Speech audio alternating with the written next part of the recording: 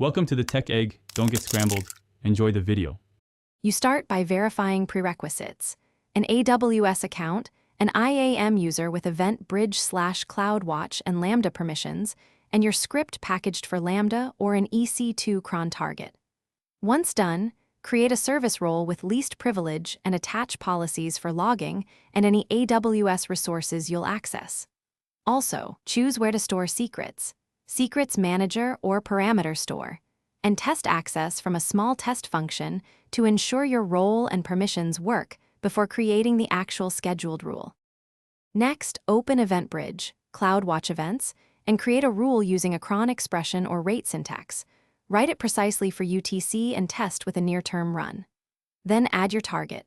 Choose Lambda for simple scripts, SSM run command for EC2, or batch/step functions for complex jobs, and pass any input JSON. Make sure EventBridge has an IAM role allowed to invoke that target, set a retry policy, and optionally configure a dead letter queue so you don't lose failed invocations. Finish by validating the schedule.